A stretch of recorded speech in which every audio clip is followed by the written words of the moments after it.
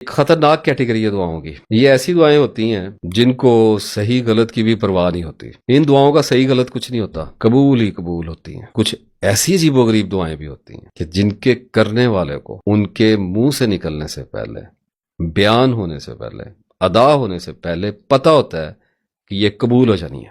عجیب دعائیں ہیں نا. ایویڈنس دیکھو، کبھی ایسا ہو جاتا ہے ہر بندے کے لائف ٹائم میں، کبھی نہ کبھی تو ایسا ہو ہی جاتا ہے کہ مجبور ہو کے، کسی کے ظلم سے مجبور ہو کے، کسی کے دباؤ سے مجبور ہو کے، کسی کے خوف سے مجبور ہو کے کسی کو بددعا دینے کا دل کیا ہو. غور کرو، کبھی زندگی میں ایسے ہوا ہوگا کہ کبھی کسی کے بارے میں اس طرح میں آ گئے، منہ سے ایک بد دعا نکلنا چاہتی ہو اور ڈر کے مارے اس کو روک کے بیٹھ گئے کہ میرے ہاتھوں کسی کا نقصان نہ ہو جائے، کسی کے بچے یتیم نہ ہو جائیں، کسی کا مال نہ اجڑ جائے، کسی کی دنیا نہ غارت ہو جائے، میری وجہ سے کوئی جہنمی نہ ہو جائے.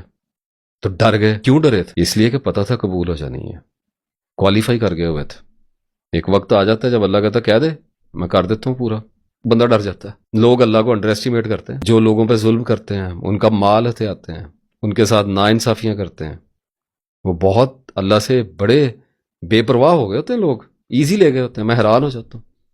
اللہ جب بدلہ لینے پہ آتا ہے نا تو اللہ کا بدلہ تیز ہوتا ہے اور انفینٹ ہوتا ہے.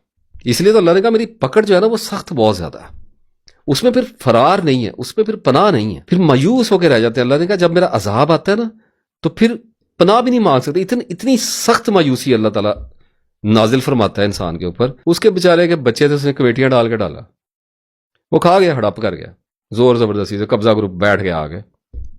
اب اس نے جا کے بیچارے نے فریاد کی ہوگی، انہوں نے ڈنڈے سوٹے کر کے بھگا دیا.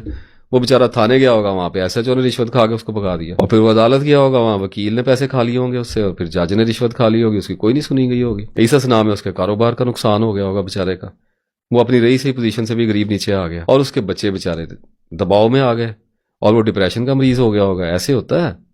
سنتے جاؤ یہ کہانی. اور پھر بیچارے کو ایک دن دل میں تکلیف ہوئی ہوگی اور اسے پتہ چل گیا ہوگا کہ میری موت آنے لگی ہے، میرے بچوں کا کیا بنے گا.